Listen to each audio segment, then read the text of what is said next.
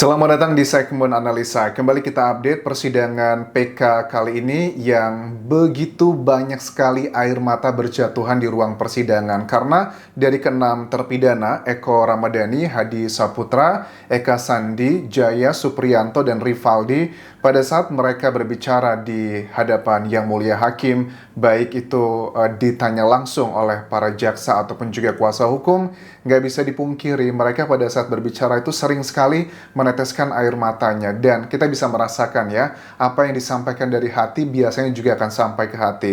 Waktu Hadi terus juga Supriyanto itu cerita detail bagaimana mereka dibegitukan oleh oknum-oknum, bahkan Supriyanto mengatakan ada orang yang dikatakan bahwa dia adalah bapaknya korban, yaitu adalah dugaannya Ibtu Rudiana, membegitukan Supriyanto dengan luar biasanya. Bahkan Hadi pun menunjukkan ke Yang Mulia Hakim bagaimana bekas luka di kepalanya yang diklaim oleh Hadi itu dilakukan oleh oknum anggota penyidik di tutuk gitu ya, pakai gembok, dan disembuhkan bukan dengan jahitan tetapi dengan bubuk kopi. Nggak bisa ngebayangin betapa sakitnya. Bahkan Hadi ini termasuk yang paling banyak sekali menangis dalam persidangan ini. Bahkan dari hakim pun juga meminta Hadi untuk jeda sejenak sebelum melanjutkan keterangannya, diminta untuk keluar untuk minum terlebih dulu. Karena nggak bisa dipungkiri, Hadi ini adalah sosok yang sebenarnya di 2 minggu sebelum penangkapan,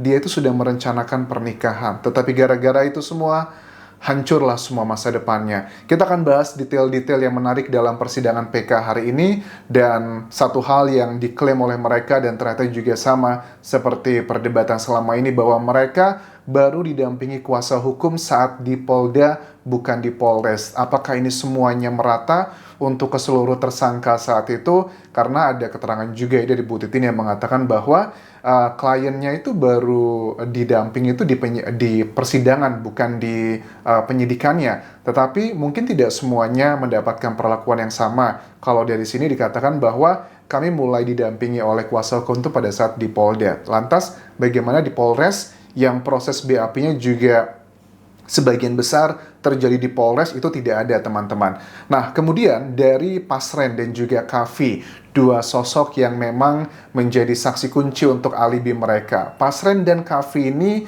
tetap ngeyel dan juga kekeh dengan keterangannya bahwa mereka tidak menginap di malam hari itu. Tetapi ada keterangan dari sejumlah terpidana yang mengatakan bahwa Pak Pasren itu pagi hari itu yang ngebangunin kami gitu. Dan kami itu dibangunin semuanya ya gara-gara Pak Pasren. Jadi kalau dikatakan Pak Pasren, kan sempat ada yang bilang bahwa malam hari itu saya tidak melihat anak-anak ini datang ke rumah. Aku rasa ya itu mungkin benar. Datangnya sih tidak melihat. Tapi malam pagi harinya tersebut dibangunkan. Ya, pasti juga nanti akan ada yang berpikir begini, kan Pasren cuman ngebangunin doang anjas paginya, sementara kejadiannya kan malam hari.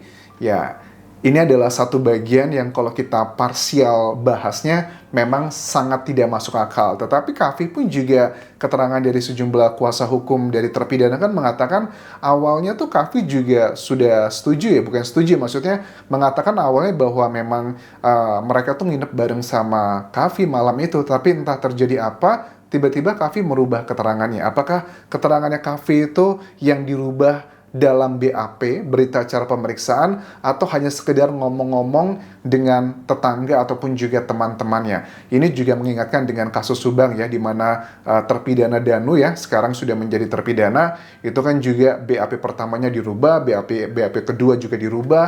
Itu kan ada jejak digitalnya. Tapi kalau Kavi, aku nggak ngerti apakah dia tuh ngerubahnya cuma ngomong-ngomong doang atau kok sudah dalam bentuk BAP. Nah, pada 2 minggu sebelum pernikahan Hadi, ditangkapnya mereka semua itu tanggal 31 Agustus 2016. Dan sosok yang dikatakan bahwa selama ini kan tim dari Inkrah gitu ya, Bani Inkrah kalau sebutannya Pak Susno Duaji. Mereka itu sudah mengajukan gerasi loh katanya. Gerasi kan pengampunan dari presiden. Di sini dikatakan bahwa kami itu jujur nggak ngerti apa itu gerasi.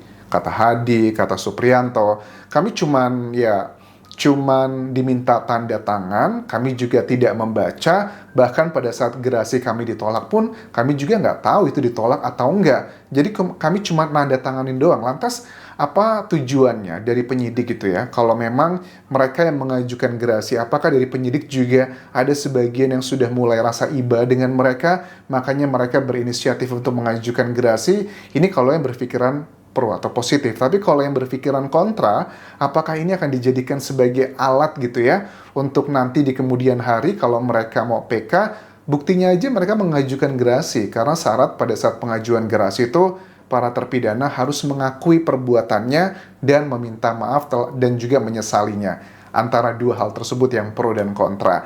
Nah, keterangan detail dari Hadi yang disampaikan di sini adalah pada saat tanggal 31 Agustus 2016, Hadi itu semuanya dan teman-temannya ada 9 orang yang sedang kumpul di depan SMP 11, ada juga Kavi di sana. Dari ke-9 orang termasuk Kavi, hanya Kavi yang tidak ditangkap. Dia itu datang ke Polresta itu cuma nganterin motor doang. Oke. Kok unik sekali ya, apa yang terjadi gitu. Saya paling ingat katanya, kata Hadi nih ya, bagaimana kami dibawa ke Polresta dan itu di satuan yang narkoba. Saya tuh ingat dengan sosok yang bernama Pak Anwar, disebutnya nama di sini.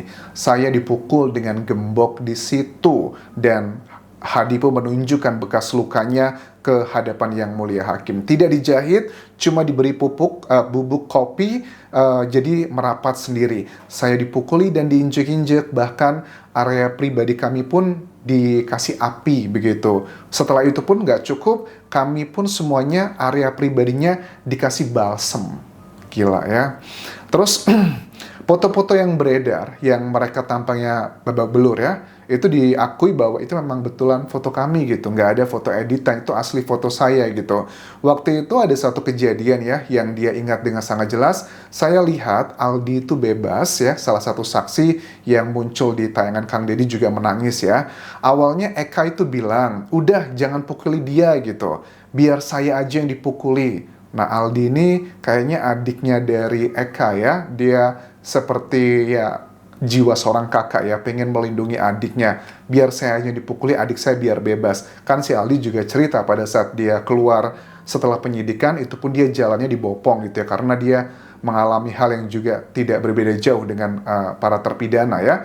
Terus Diman alias Sudirman bilang dia nggak ikut-ikutan untuk si Aldi. Nah, aku baru ngerti sekarang kenapa kok Sudirman juga dilakukan hal-hal yang kekerasan oleh teman-temannya. Karena pada saat Hadi Suprianto bercerita terkait dengan Sudirman, mereka tuh serta-merta langsung menangis loh, langsung kayak berbesmili gitu, suaranya bergetar. Misalnya adalah begini, saya itu adalah, kata Hadi, selalu berontak ya dalam pemeriksaan awal-awalnya, karena memang saya tidak melakukan perbuatan tersebut. Tapi pada saat Sudirman ditanya penyidik lagi, bener nggak Hadi ikutan? Sudirmannya sempat pause atau berhenti berbicara, mikir beberapa saat, terus dia bilang ikutan. Dan dia ngomong sembari bergetar suaranya karena ada rasa kekesalan yang masih tersimpan sampai sekarang. Dan saya balik lagi ke tahanan dan dibegitukan lagi. Pada saat balik ke tahanan di ruang gelap seperti itu, ya udah habislah, dilanjutkan seperti itu dan dibiarkan begitu aja. Kemudian tentang Rivaldi yang sosok sudah berada di penjara terlebih dulu, tapi kalau di Polresta setempat itu didatangkannya setelah mereka tiba terlebih dulu. Saya nggak kenal sama Rivaldi, saya dulu di situ baru nggak lama kemudian ada Rivaldi datang yang dibawa oleh anggota. Oke, ini yang menurut aku juga sangat mengerikan ya, karena kan Rivaldi juga bilang bahwa saya itu ditangkap dalam kasus adalah karena senjata tajam dan juga penganiayaan dan divonisnya 1 tahun 6 bulan. Tapi tiba-tiba ada orang tua, bapak gitu ya dari korban, datang ke saya, kemudian melakukan hal-hal yang nggak pantas. Seperti dijedotin di mana? Teralis kan ya. Yaitu adalah dugaannya Ibtu Rudiana yang melakukan hal tersebut. Suprianto juga mengatakan hal yang senada. Ada dugaannya Ibtu Rudiana yang melakukan hal-hal tak pantas. Begitupun juga dengan Rivaldi. Jadi kalau ada yang mengatakan bahwa sejumlah orang kan yang pro, misalnya dari mantan Kabar Eskrim ya, katanya kan geli gitu, kenapa kok Ibtu Rudiana ini kesannya yang menskenario semua ini kayak nggak tahu hukum aja, padahal dia tidak terlibat apapun dan sudah dilakukan pemeriksaan. Ya, bukti-bukti data kualitatif ini menurut aku mengindikasikan bahwa kalau dibilang Ibtu Rudiana hanya sekedar melaporkan dan membantu mengamankan pada saat hari penangkapan, lantas apa kabar dengan keterangannya Supriyanto, dengan keterangannya dari Rivaldi, baru 2 saja gitu loh, belum dengan yang lain-lainnya, termasuk Saka Tatal dan juga yang lainnya, begitu. Saya mendengar Jaya ngomong ke Hadi yang mukul. Saya mendengar bahwa Jaya ngomong ke Hadi yang mukul dan Eko yang nguber. Ini pada saat bagaimana ceritanya untuk di peranan masing-masing gitu kan ya, dari ke 8 orang tersangka saat itu. Mereka itu suaranya ketakutan, baik itu ya Jaya, baik itu Sudirman. Jadi kita bisa pahami kenapa Jaya dan Sudirman pun memberikan deskripsi seperti itu, bukan karena keinginan pribadi, karena mereka pun juga berada di bawah tekanan, dan gak cuma fisik ya, tapi juga secara mental dengan berbagai macam strategi penyidikan. Dan yang lebih mengerikan kan mereka waktu itu juga tidak ada kuasa hukum, karena kalau seorang tersangka ya, itu diperiksa, diambil BAP-nya oleh penyidik, kalau mereka sudah ada kuasa hukum, itu kuasa hukumnya akan selalu berada di sebelahnya, teman-teman. Boro-boro mau melakukan kekerasan fisik, ngomong terlalu kuat dan intimidatif aja, pasti kuasa hukumnya akan protes. Tapi kan sayangnya, mereka pun sepakat mengakui dalam BAP di Polresta, itu belum ada kuasa hukum. Jadi, harusnya bagian ini bisa menjadi pertimbangan bagi Hakim Agung nanti untuk melihat kasus ini bagaimana proseduralnya, begitu. Kalian tahu nggak, katanya, menurut Hadi, siapa yang kalian habisi? Ini bapaknya gitu. Baru kemudian tahu dia adalah Rudiana, dan saya dihajar habis-habisan sampai muntah noda merah, dan setelah itu saya ditinggal di ruangan kosong gelap.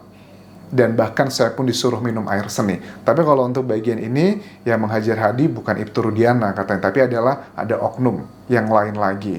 Jadi dari keterangan ini sih aku melihat bahwa memang sudah banyak sekali ya hal-hal yang sangat janggal di bagian prosedural awal-awal. Tapi kita juga paham lah, kalau memang mereka adalah pelakunya sebenarnya gitu, mereka dibegitukan oleh penyidik, kayaknya sih kita senang-senang aja. Apalagi kalau para koruptor gitu dibegitukan perlakuannya, kita seneng banget loh ya. Tapi kan ternyata dengan banyaknya kejanggalan, pengakuannya Sudirman, pengakuannya Jaya, itu mereka berada di bawah tekanan, itu juga yang ngebuat kita yakin nih, ini beneran mereka pelakunya, begitu. Ditambah dengan keterangan saksi-saksi terbaru ya.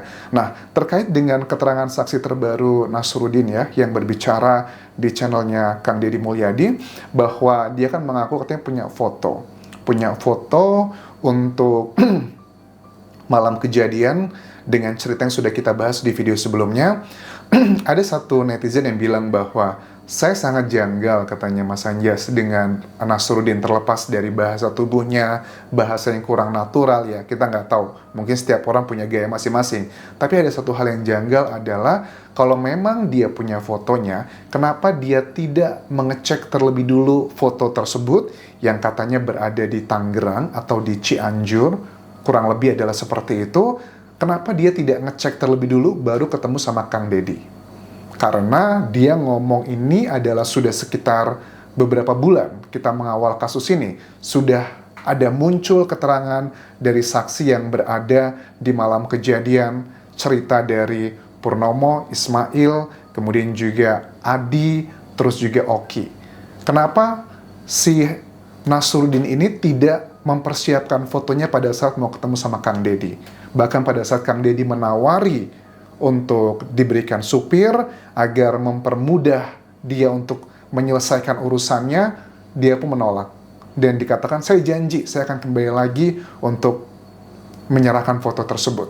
Ya, takutnya adalah jangan sampai sudah saksi yang dikumpulkan sudah sangat kuat menurut aku untuk alibi terkait dengan peristiwa Vina dan Eki, tiba-tiba disusupi dengan seseorang yang tidak reliable, tidak kredibel, takutnya malah merusak semuanya. Ibarat kata, jangan sampai gara-gara nilai setitik rusak susu sebelanga gitu.